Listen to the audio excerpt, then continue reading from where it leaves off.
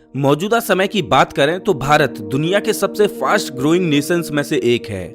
Nominal GDP के हिसाब से भारत दुनिया की 5वीं सबसे बड़ी अर्थव्यवस्था है और वहीं अगर मिलिट्री वाइज बात करें तो यूएसए, चाइना और रसिया के बाद भारत दुनिया का चौथा सबसे शक्तिशाली देश है। हम ये तो नहीं कह सकते कि भारत दुनिया का सबसे एडवांस या सबसे अमीर देश है, लेकिन इस बात से इनकार नहीं किया जा सकता कि आजादी के बाद हम भारतवासियों ने काफी तरक्की की और बीते कुछ दशकों में काफी कुछ हासिल किया है। हमारा भविष्य यकीनन काफी बेहतर होने वाला है।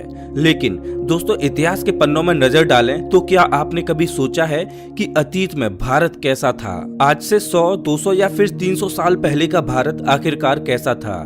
कैसे थे उस दौर के लोग और किस प्रकार से वे अपना जीवन यापन किया करते थे? वे क्या पहनते थे, क्या खाते थे और क्या खेलते थे? कैसा था उस समय का शहरी व ग्रामीण जीवन और हमारी शिक्षा व्यवस्था का क्या हाल था? दोस्तों, चिंता मत कीजिए, मैं आपको हिस्ट्री बुक्स की समरी बताकर बोर नहीं करने वाला, बल्कि आज हम मॉडर्न इंडियन हिस्ट्री में एक आम इंसान की जिंदगी सहित उस दौर की कुछ खास व मुख्य बातों को जानेंगे। अंग्रेजों के आगमन से पहले भारत दुनिया के सबसे सुखी और समृद्ध देशों में से एक हुआ करता था। दुनिया के नक्शे में भारत एक महत्वपूर्ण देश था। उस समय इंडिया इकोनॉमिकली इंडिपेंडेंट था। हालांकि उस दौर में ज्यादातर लोग खेतीबाड़ी ही किया करते थे, लेकिन धीरे धीरे मैन्युफैक्चरिंग एक्टिविटीज भी बढ़ रही थीं। दूसरे देशों से भारत के संबंध अच्छे थे और हमारा देश दूसरे देशों को कई सारी चीजें निर्यात भी किया करता था। भारतीय आर्टिसियंस और क्राफ्ट्समैन द्वारा बनाई गई चीजें दुनिया भर में लोकप्रिय थीं। भारतीय कॉटन, सिल्क, बेशकीमती पत्थर व हैंडीक्राफ्ट चीजों की डिमांड बहुत ज्यादा थी और इन्हीं कुछ कारणों की वजह से भारत को उस दौर में सोने की चिड़िया भी कहा जाता था। लेकिन इस सोने की चिड़िया के पर काटने में अंग्रेजों को ज्यादा समय नहीं लगा। 17वीं शताब्दी में औरंगजेब शासन के बाद मुगल एम्पायर का पतन होना शुरू हो गया था। औरंगजेब के बाद मुगल एम्पायर में जितने भी रूलर्स आए वो देश को सही से संभाल पाने में असफल रहे। अंग्रेज यूं तो ट्रेड के पर्पज से भारत आए थे, लेकिन देखते ही देखते उन्होंने पूरे भारत को अपने कब्जे में कर लिया। ईस्ट इंडिया कंपनी मसालों का व्यापार करती थी और उस समय मसालों की यूरोप में काफी डिमांड थी। इसके अलावा ये company silk, cotton, Indigo die आदि जैसी चीजों का भी व्यापार करती थी। 24 अगस्त 1608 को ईस्ट इंडिया कंपनी गुजरात के सूरत पहुंचती है, जिसके बाद साल 1613 में ईस्ट इंडिया कंपनी को वहां फैक्ट्री एस्टेब्लिश करने की परमिशन मिल जाती है। इसके बाद 1615 में ईस्ट इंडिया कंपनी को पूरे मुगल एम्पायर में ट्रेड करने की परमिशन मिल जाती है। इसी के साथ विजयनगर एम्पायर भी इस कंपनी को मद्रास में फैक्ट्री ओपन करने की परमिशन दे देता है। उस समय यूरोप के अन्य देशों की कंपनी जो इंडिया में ट्रेड कर रही थी, उनसे ब्रिटिश ईस्ट इंडिया कंपनी काफी आगे निकल चुकी थी। इस समय तक यूं तो ईस्ट इंडिया कंपनी का मुख्य मकसद व्यापार करना ही था, लेकिन जब उन्होंने देखा कि मुगल एम्पायर का पतन हो रहा है और भारत में कई छोटे छोटे किंगडम्स हैं, तो उन्होंने धीरे धीरे इंडियन पॉलिटिक्स में हस्तक्षेप करना शुरू कर दिया। शुरुआत में ब्रिटिशर्स ने 3 गांवों के जमींदारी राइट्स ले लिए थे। इसके बाद बैटल ऑफ प्लासी और बैटल ऑफ बक्सर हुआ, जिसमें ब्रिटिशर्स को जीत मिली और ईस्ट इंडिया कंपनी जो एक ट्रेडिंग कंपनी थी वो एक रूलिंग कंपनी के रूप में उभरने लगी। ईस्ट इंडिया कंपनी ने धीरे धीरे भारत की अन्य रियासतों पर कब्जा करना शुरू कर दिया और अंततः 1858 में ब्रिटिश क्राउन रूल एस्टेब्लिश हो गया। दोस्तों, ये था ब्रिटिशर्स और ईस्ट इंडिया कंपनी का एक ब्रीफ आउटलाइन। अब आइए उस समय के भारत के बारे में कुछ खास बातें जानते हैं। चीन के बाद आज हमारा देश 140 करोड़ लोगों के साथ दुनिया का दूसरा सबसे ज्यादा पॉपुलेटेड देश है, लेकिन आज से करीब 200 से 300 साल पहले भारत की जनसंख्या काफी कम हुआ करती थी। 18वीं सदी में भारत की जनसंख्या 16 करोड़ थी। 100 साल बाद 19वीं सदी में ये बढ़कर 18 करोड़ हो गई और इसके एक और 100 साल बाद 20वीं सदी में ये आंकड़ा 24 करोड़ तक पहुंच गया। यहाँ पर ध्यान देने वाली बात ये है कि उस समय बांग्लादेश व पाकिस्तान भारत का ही हिस्सा हुआ करता था, तो भारत की पॉपुलेशन इन दोनों देशों की पॉपुलेशन को मिलाकर ही जोड़ी गई है। खैर, आज के समय अगर पॉपुलेशन की बात ना करें तो अच्छा है, क्योंकि अकेले पाकिस्तान की जनसंख्या 22 करोड़ है, जो कि 20वीं सदी के भारत की जनसंख्या के ऑलमोस्ट बराबर है। 17वीं व 18वीं सदी के समय टेक्नोलॉजी कुछ खास विकसित नहीं हुई थी। उस समय आज के जैसे टीवी, मोबाइल, लैपटॉप्स व अन्य गैजेट्स नहीं हुआ करते थे। यहाँ तक कि टेलीफोन का आविष्कार भी काफी बाद में जाकर 1876 में हुआ था। अब क्योंकि उस समय ज्यादा डेवलपमेंट नहीं हुआ था, इसीलिए जंगलों की संख्या ज्यादा थी और भारत का ज्यादातर एरिया जंगलों से ही कवर्ड था। पेड़ पौधे, पशु पक्षी और पूरे एनवायरनमेंट की स्थिति आज के मुकाबले काफी बेहतर थी। उस समय ना तो पक्की रोड्स हुआ करती थी, ना ही तो लोग पक्के मकानों में रहा करते थे।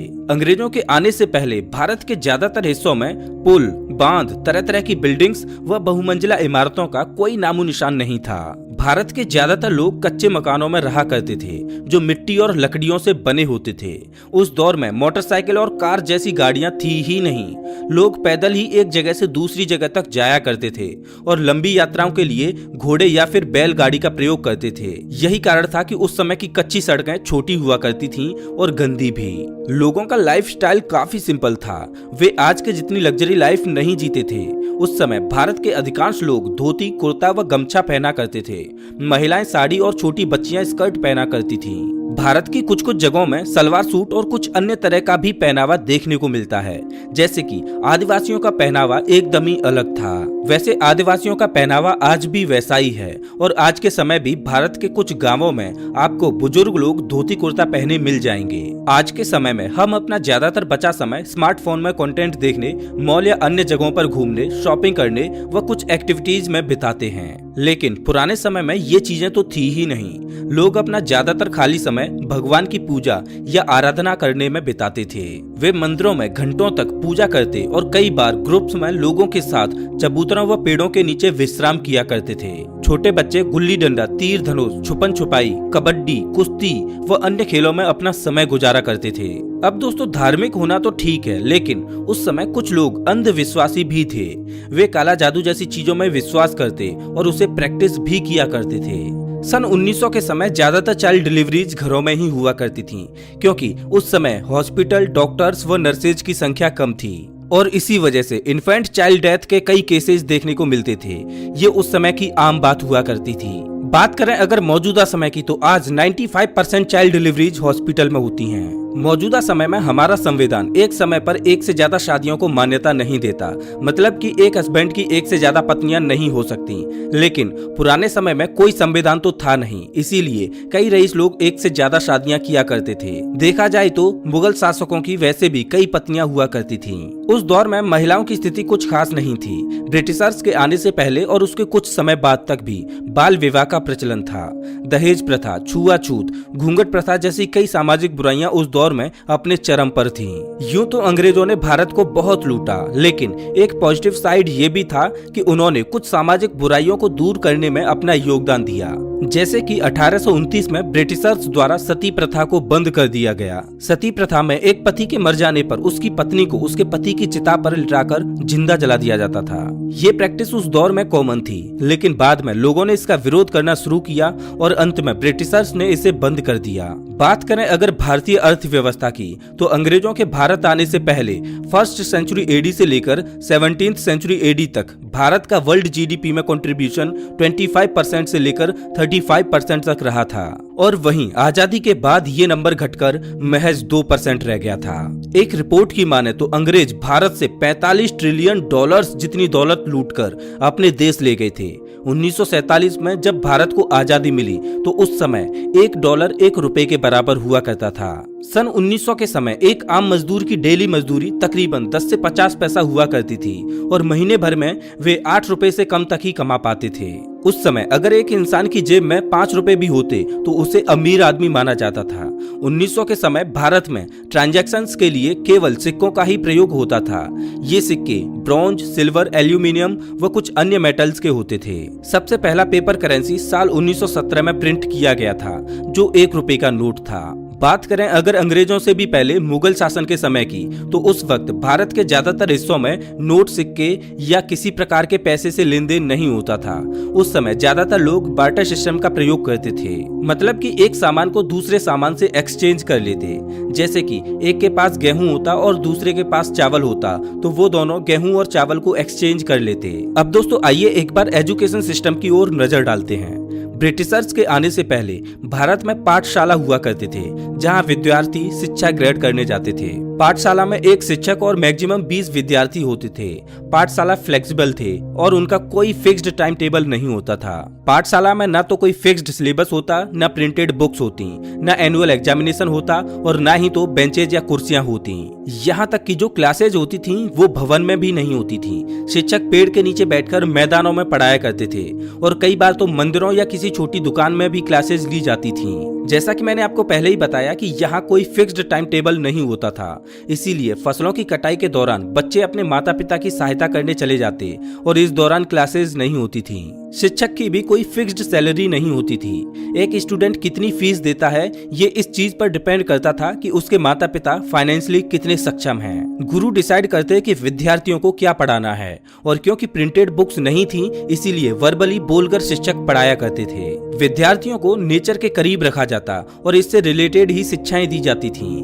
विज्ञान, गणित व फिलॉसफी जैसे सब्जेक्ट्स बच्चों को पढ़ाए जाते, साथ ही नैतिक शिक्षा भी दी जाती थी। विलियम एडम जो एक स्कॉटिश मिशनरी थे, उन्होंने बंगाल और बिहार को विजिट किया और एक रिपोर्ट पेश करते हुए बताया कि उस समय तक बंगाल और बिहार में लगभग 1 लाख पाठशाला थे। इसके अलावा 1850 तक 7,20,000 गुरुकुल भारत में थे। लेकिन बाद में अंग्रेजों की जो एजुकेशन पॉलिसी आई उसके कारण पाठशाला और गुरुकुल दोनों ही धीरे धीरे खत्म होते चले गए और देसी भाषा की जगह विद्यार्थियों को अंग्रेजी में पढ़ाया जाने लगा। ब्रिटिशर्स द्वारा इंट्रोड्यूस की गई एजुकेशन पॉलिसी ने ही इंडिया के मॉडर्न एजुकेशन सिस्टम की नींव रखी। तो दोस्तों आजादी से पहले का भारत कुछ ऐसा था। इस वीडियो में बस इतना ही। वैसे आप हमारा ये वीडियो कौन से शहर से देख रहे हो हमें कमेंट करके जरूर बताएं। अगर आपको ये वीडियो अच्छा लगा हो तो इसे लाइक करें और ऐसे ही वीडियोज के लिए चैनल को सब्सक्राइब करें, साथ ही बेल आइकन दबाएं।